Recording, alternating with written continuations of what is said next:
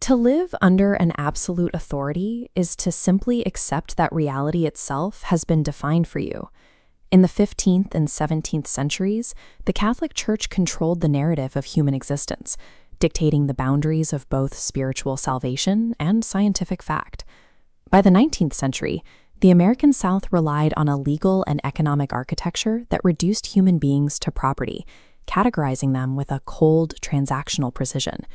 In systems like these, questioning the rules is categorized as a crime against the natural order of reality.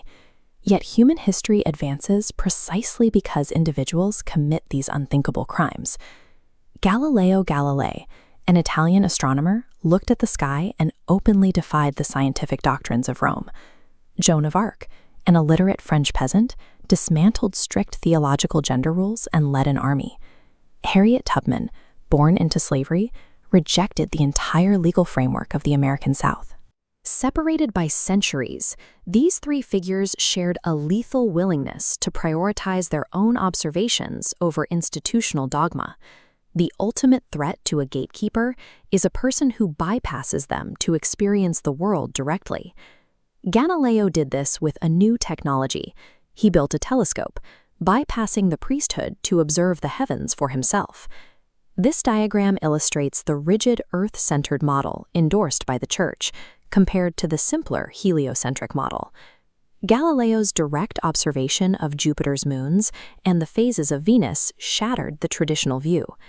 The data from Venus orbiting the Sun proved the Earth was in motion, directly contradicting literal interpretations of the Bible.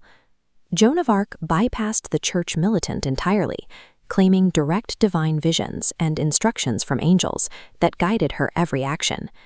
Tubman experienced severe head trauma as a child, leading to prophetic visions she understood as divine revelations. These experiences gave her the authority to reject the teachings of white preachers who demanded passive obedience. When people trust their own eyes or their own minds over the state narrative, the institutional monopoly on truth crumbles. Galileo formalized his transgression in 1632 by publishing his dialogue concerning the two chief world systems, mocking geocentrists as simpletons and refusing to treat heliocentrism as a mere hypothesis. Joan's heresy was intensely physical. She adopted male military clothing, securing her hosen to her doublet with 20 cords to protect her chastity in military encampments, an act she stated was ordained by God.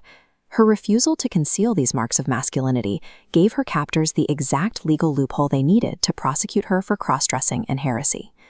Tubman defied property law by escaping to steal herself, and then she repeatedly returned to slave territory to steal others. The system responded with the Fugitive Slave Act of 1850, a legal mechanism explicitly designed to track down and return people like her. Tubman escalated her tactics from the covert routes of the Underground Railroad to direct armed conflict, helping John Brown recruit supporters for his raid on Harper's Ferry. By 1863, she became the first woman to lead an armed U.S. military assault. Scouting the terrain along the Combahee River, she guided Union forces in a raid that liberated over 700 enslaved people. These were calculated physical actions that broke the systemic architecture of their oppressors. Monopolies of truth do not surrender when presented with evidence. They respond with systemic terror. The Roman Inquisition found Galileo vehemently suspect of heresy, forcing him to recant and placing him under house arrest for the rest of his life. Joan of Arc faced a politically rigged trial. When she resumed wearing male attire in prison, authorities labeled it a relapse and burned her at the stake. Tubman operated in a state of constant danger, hunted by slave catchers and threatened with immense bounties by a legal system that demanded her capture. When an institution's intellectual and moral authority is exposed as a fraud, it relies entirely on physical destruction. An institution can always punish the individual, but it can never completely destroy the fundamental reality they uncovered.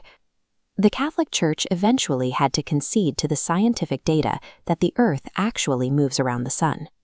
Joan's original trial was re-examined decades later.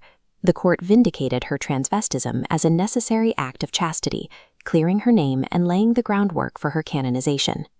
Tubman survived to witness the absolute destruction of the Confederacy and the legal end of chattel slavery. She spent her later years as a free property owner in New York and became a celebrated voice in the women's suffrage movement.